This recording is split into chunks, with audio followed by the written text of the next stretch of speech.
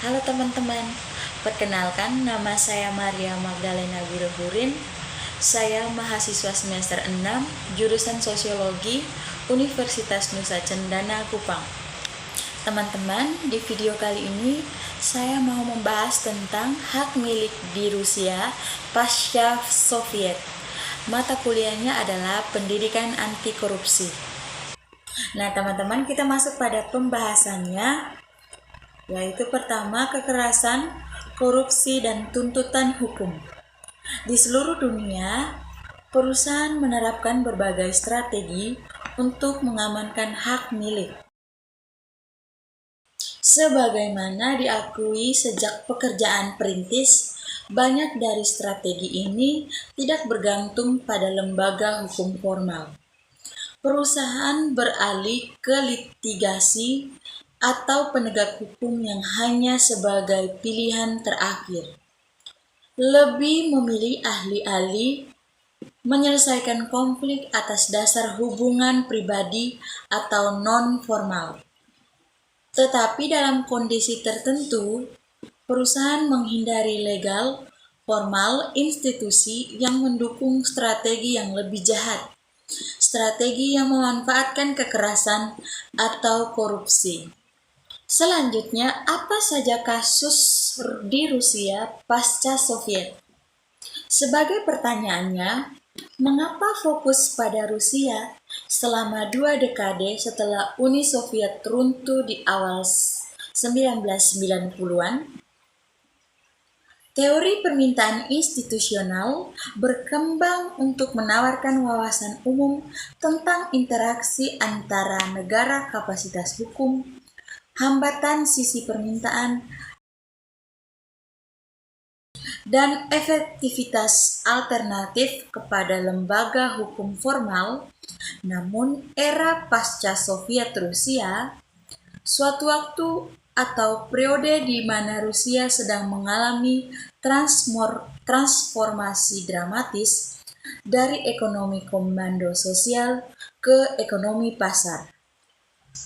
Penawaran khusus sangat mencerahkan wawasan tentang permintaan kelembagaan. Beberapa negara menyaksikan berbagai macam strategi perusahaan untuk mengamankan properti, terutama dalam kurun waktu 2 dekade yang padat. Rentan strategi ini menyediakan bahan subur untuk menghasilkan hipotesis tentang kapan perusahaan beralih ke lembaga hukum formal dan ketika perusahaan melakukan kekerasan atau korupsi.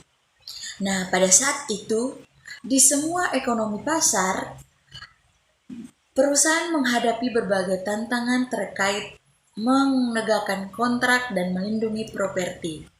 Pemasok melanggar persyaratan kontrak, pembeli gagal melakukan pembayaran tepat waktu, mitra pendiri perusahaan terlibat dalam sengketa kepemilikan, pemilik minoritas di perusahaan kontes pelanggaran hak pemegang saham mereka, pejabat dan peraturan pajak otoritas.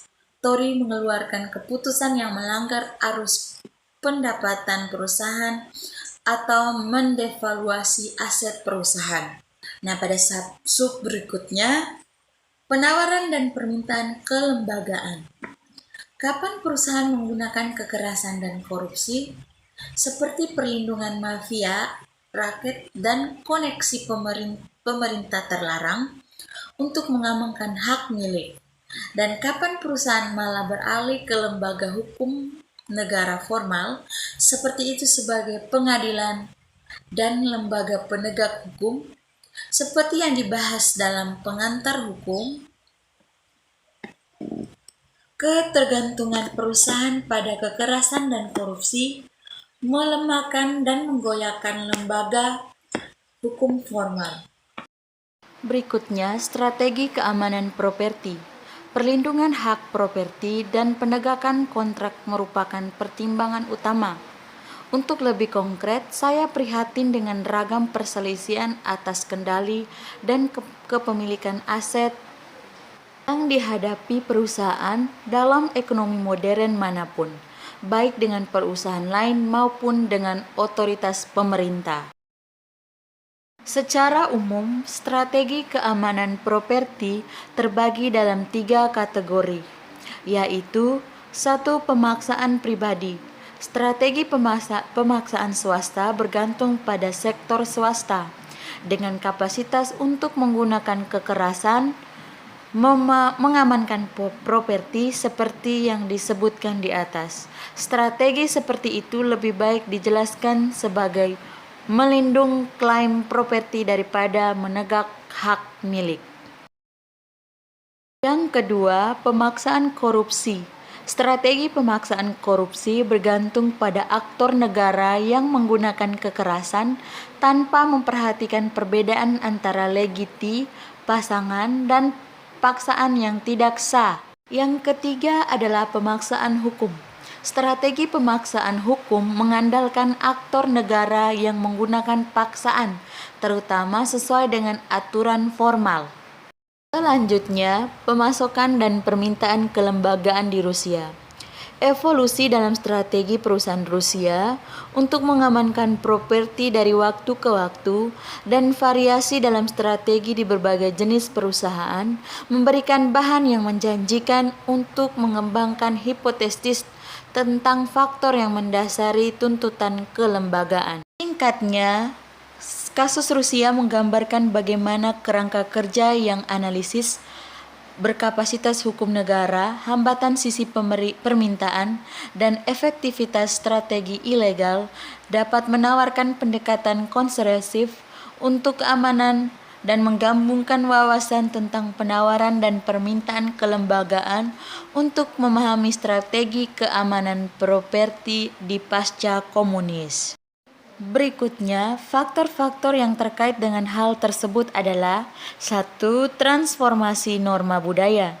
Norma budaya bisa berfungsi sebagai kekuatan hambatan sisi permintaan untuk penggunaan lembaga hukum formal. Sub berikutnya, kompleksitas dan pembangunan ekonomi. Sebuah tradisi terhormat di kalangan sarjana hukum dan sarjanawan ekonomi melihat munculnya sistem hukum formal sebagai akibat dari sosio perkembangan ekonomi dan tantangan perorganisasian yang bersamaan dengan masyarakat modern dan industri. Yang ketiga adalah mafia dan oligarki. Penjelasan ini berfokus pada kejahatan terorganisir dan Rusian oligarki. Analisis yang menekankan dampak kedua kelompok yang terkenal ini tentang keamanan properti sepenuhnya kontabitel dengan kerangka yang dikembangkan saat ini. Berikutnya, evolusi strategi perusahaan. Runtuhnya Uni Soviet pada akhir tahun 1991 mengawali periode yang suram untuk Rusia. Berikutnya, bangkitnya paksaan hukum pada Rusia.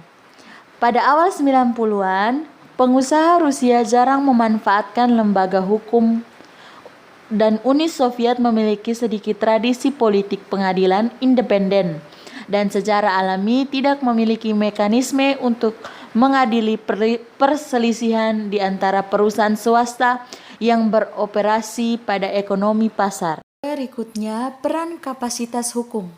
Ketergantungan yang semakin meningkat pada perusahaan Rusia, lembaga hukum formal, sebagaimana menjadi sebuah godaan yang sangat lugas untuk evolusi keamanan properti, strategi yang ada di Rusia. Selanjutnya, hambatan sisi permintaan dalam penggunaan strategi hukum. Kekurangan hukum negara berkapasitas pada awal 1990-an menghambat penggunaan legal formal perusahaan Rusia institusi. Peningkatan kapasitas hanya dapat menjelaskan sebagian evolusi dalam strategi perusahaan Rusia untuk mengamankan properti. Orang-orang mulai menganalisis faktor-faktor lain yang mempengaruhi keamanan properti. Pada sub terakhir yaitu pengembangan sektor keuangan. Para sarjana dan pembuat kebijakan, terutama dalam beberapa tahun terakhir, telah menghasilkan bukti yang cukup besar bahwa sektor keuangan yang efektif berkontribusi pada peningkatan kapasitas perusahaan. Sektor keuangan yang efektif berkontribusi pada peningkatan kapasitas perusahaan. Sektor keuangan yang efektif berkontribusi pada peningkatan kapasitas perusahaan. Sektor keuangan yang efektif berkontribusi pada peningkatan kapasitas perusahaan. Sektor keuangan yang efektif pada pertumbuhan ekonomi. Teman-teman, sekian penjelasan dari saya. Semoga bermanfaat. Terima kasih.